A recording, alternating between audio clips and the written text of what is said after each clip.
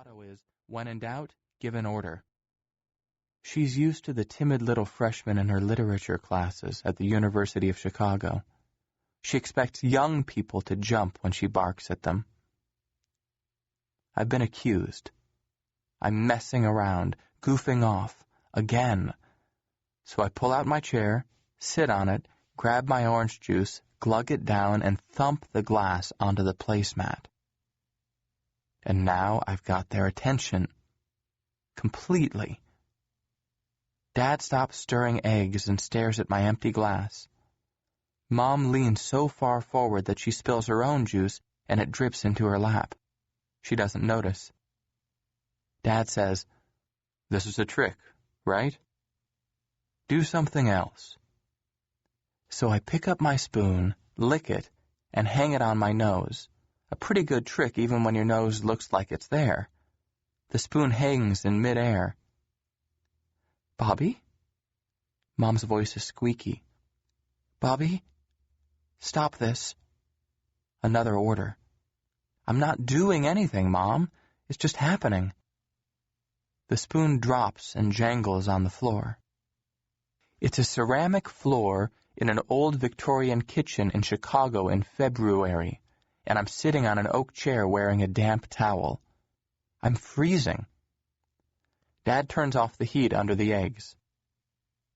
Have you ever had the science of exactly what happens during the process of making scrambled eggs explained to you in great detail? I have. About 10 times. Dad stands there with a wooden spoon in one hand, frying pan in the other. The look on his face says, perplexed physicist at work. I'm expecting a theory any second, and Dad delivers. He says, since we can't all be dreaming this, we must be looking at some kind of visible light anomaly. I've read the research on this kind of thing. I mean, the research on the mathematical theories, but this is a phenomenon, an event. Such a useful observation.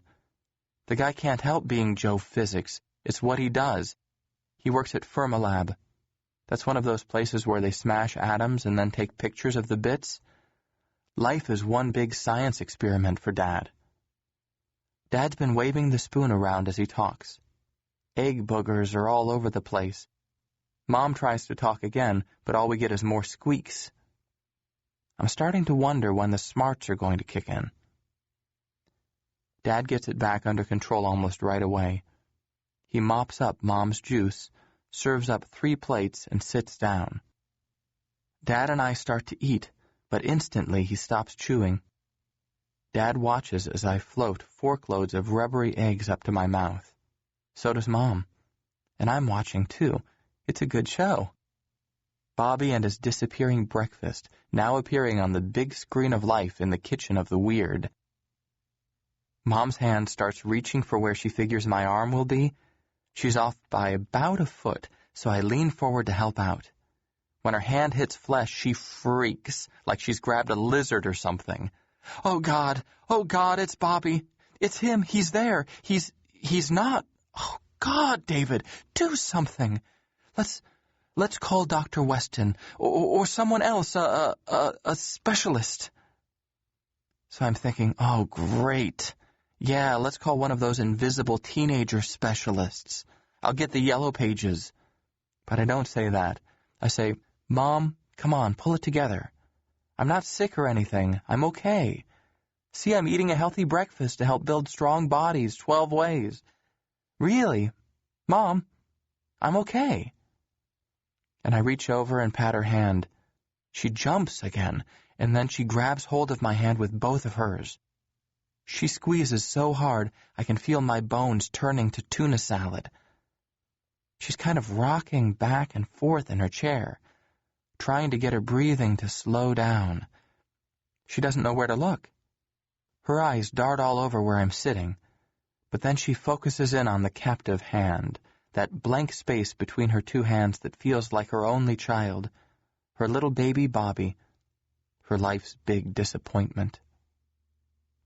It's Dad again. He's clearing his throat. That means he knows something we don't, and he wants to be sure we're listening carefully. Emily, now think. We can't tell a soul about this. Not one person. Not your parents, not Dr. Weston, not Margie or Lewis, not anyone. Imagine what would happen if the news of this, whatever this is, if this got out into the public. We'd have every reporter and every camera in the world on our front steps in half an hour. And the government. I know the government. They would be here 10 minutes after the story broke to take Bobby somewhere safe. You think the CIA and the Joint Chiefs would be interested in this? I can tell you without a doubt they would. So we tell no one. He stops to let that sink in. When there's a family crisis or something bad happens, usually you get to call for outside help. When Bobby gets caught shoplifting, you call your lawyer. When Mom drops her ring down the drain, you call a plumber. Dad spills the charcoal grill onto the deck, you call the fire department. But if your kid dissolves in the shower one morning, who do you call? No one. Dad's got it right. This has to stay in the house. Then Dad crams some phony cheer into his voice and says, "Hey, who knows? Everything could be back to normal in half an hour. But no matter what, we tell no one. Agreed?" Mom slowly nods her head yes, and so do I.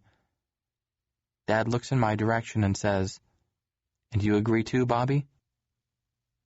Then I realize that Dad can't see me nodding. So I say, "Absolutely."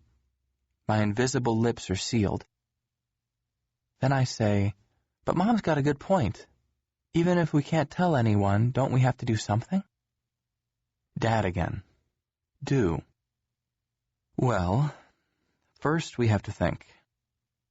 Things that are impossible never happen, and everything that happens has a law behind it. I mean, there's only cause and effect, right? We are looking at an effect, so there must be a cause. We find the cause, we reverse it, and that eliminates the effect. Joe physics again. It's the look on Mom's face that makes me talk back to Dad, because she isn't buying his little science speech either. So I say, "Yeah, that sounds great, Dad, but that still doesn't answer the question, which is, what do I do? Like right now, like all day today, and tomorrow, and maybe next week? This isn't some physics lab, Dad. This is me. Why don't you just admit that the truth is you have no idea what I should do?" That brings Mom back to life. "Now listen here, young man." It never fails. Whenever I screw up or mouth off, I miraculously become a young man. Mom keeps talking.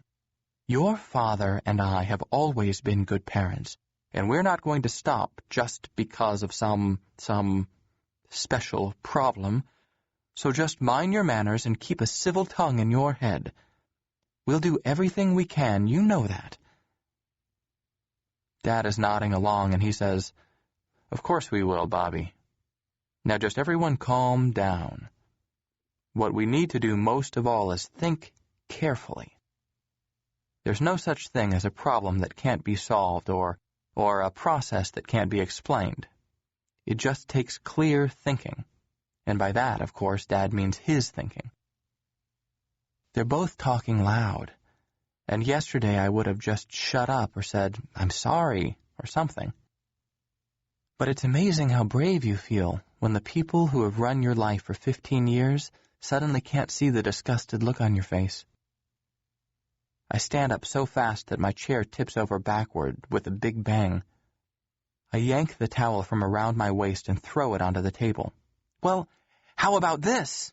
I'm shouting. "How about if I just disappear for a while? You two go ahead and do all the clear thinking you want to. I'll just drop out of sight. Lay low a little. Then I'll let you know what I've been thinking."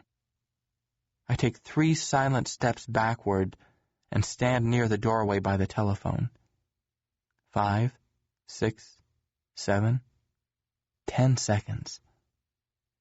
"Bobby?" Mom is on her feet, looking at where I used to be, but she can sense I'm not there. "Bobby, you stop it this instant." Now she's panicked.